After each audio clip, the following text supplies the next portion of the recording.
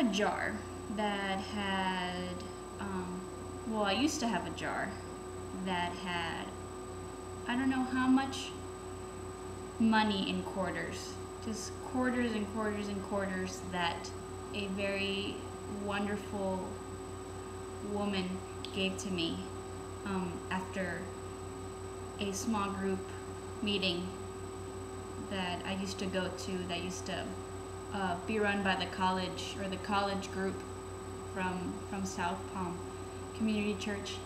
And the lady is a good friend of some of the people that I'm friends with. And she's an older lady. She's not old, but she's an older lady, older than us. And she is love. Like, if you want to envision, other than Jesus, which is, you know, kind of high up there, but if you also want to see a vision of love in this world right now, it's her. It's Margaret. So Margaret gave me a jar full of quarters, and I had been using them on and off to either pay for tolls when I would go to Miami, or pay for tolls whenever I would go anywhere that needed toll money or had tolls. I would use sometimes. The purpose for her giving me the quarters was because I mentioned something about not having enough quarters for laundry. So I used some of the quarters for that. Because of the overdraft issue that I've been having recently, I haven't been able to take out cash, because obviously I can get out of the bank, and I don't have any other way to get money from my parents. So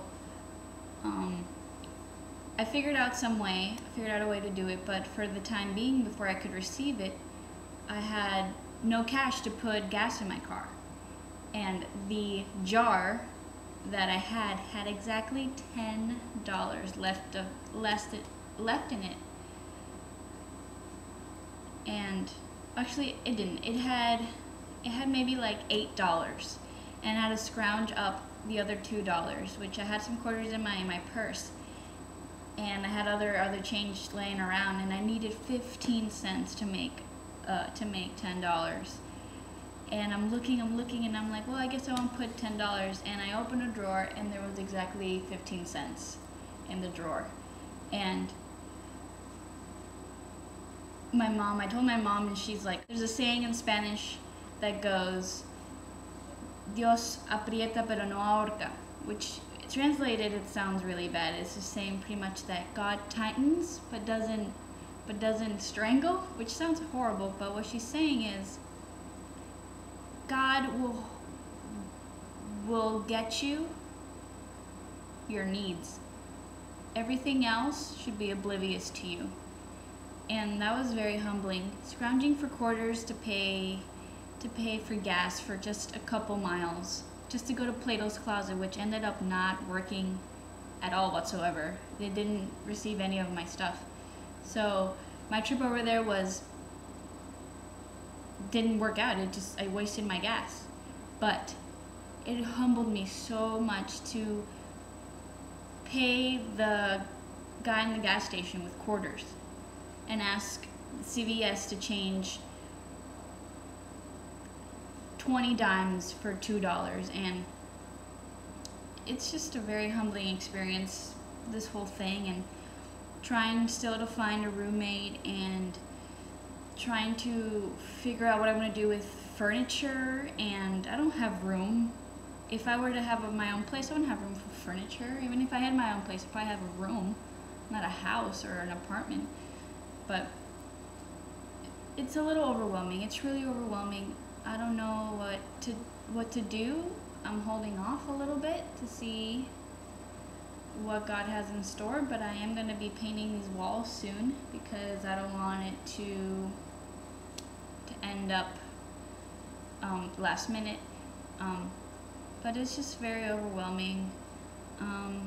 Last night I couldn't get much sleep because of all the issues going on in my head, just like trying to figure out certain circumstances. And I mean, I know God has me like right here, like baby, like And as much as I want to take control of the situation, and as much as I want to do and say whatever I want, I can't. I don't want to untangle myself in that because it's so good for me.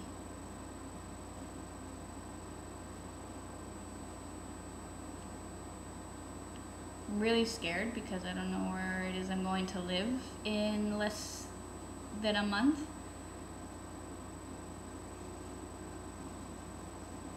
Fortunately, I do have money for like school. I have money on my PBA card, so I can go there. And they, which is great, they just added CVS to use the card. So if I need anything, I can just go to CVS and use the money off there, which is, I mean, it's a miracle. But I'm not complaining. I am just realizing that these little things that are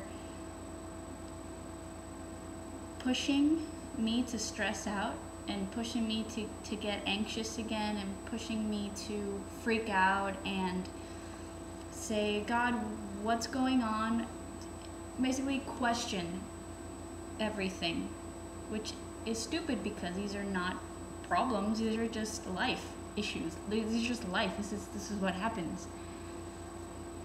But my nature wants to make it a big deal, make me feel anxious about it and worry about it and lose sleep about it. And God is saying, stop. It's not a big deal. You're not dying, and it'll be fine.